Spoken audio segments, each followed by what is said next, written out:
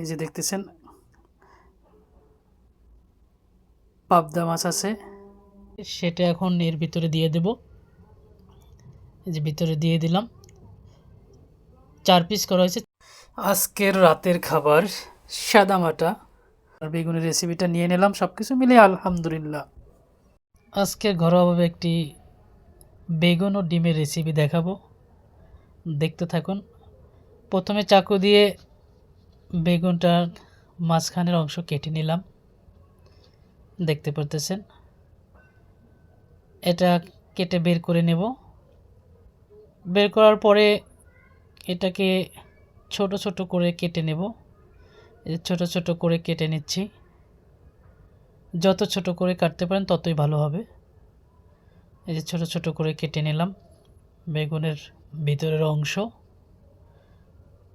তো এভাবে সবগুলো কেটে নেব। ভিতরে যে অংশগুলো আছে চাকু দিয়ে ছেড়ে এগুলো সবগুলো কেটে নেব। তো সবগুলো কেটে নিলাম। এখন এর ভিতরে ডিমটা ভেঙে দিয়ে দেব। এই যে ডিমটা ভেঙে দিয়ে দিলাম। এরপরে পেঁয়াজ দিয়ে দিলাম, ধনিয়া পাতা দিয়ে দিলাম, তারপরে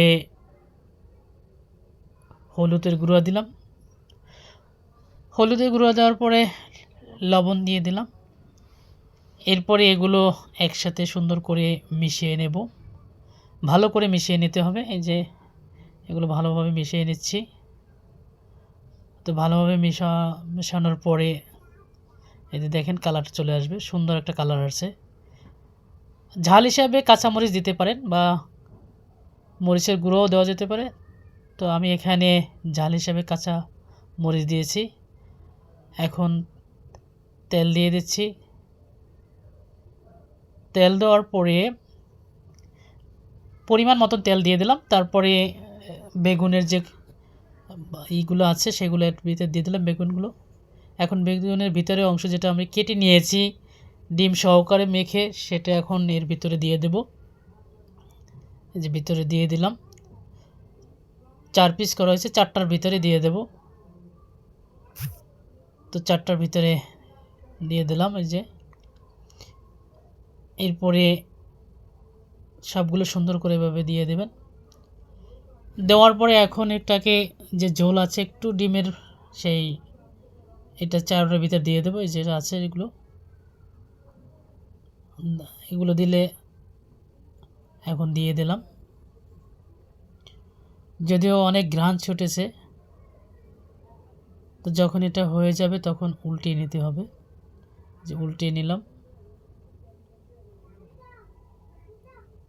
4টা উল্টিয়ে নিলাম। এখন কিছু সময় রেখে দেবো এটা পরিপূর্ণ হওয়ার জন্য। এখন হয়ে গেছে, প্লেটে তুলে নিচ্ছি। এই যে সবগুলো তুলে নিলাম। আমার আজকের রাতের খাবার সাদামাটা ভাত, এই দেখছেন পাবদা মাছ, ডাল, কদু শাক, ডিম, বেগুনের রেসিপি দিয়ে আজকে খাবো। আমি প্রথমে একটা বেগুনের যে ডিম দিয়ে রেসিপিটা সেটা নিলাম। এরপরে একটা পাবদা মাছ নিলাম।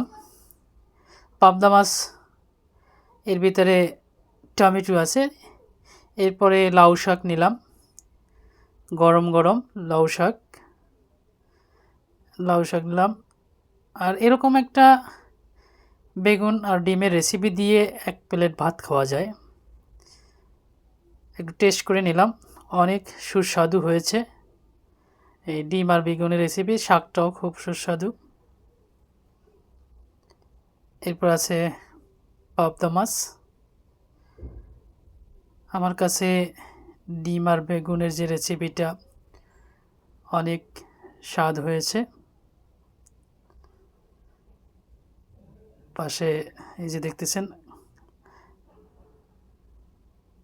পাবদা মাছ আছে। আরও 1 পিস আমি ডিমের আর বেগুনের রেসিপিটা নিয়ে নিলাম, সব কিছু মিলে আলহামদুলিল্লাহ।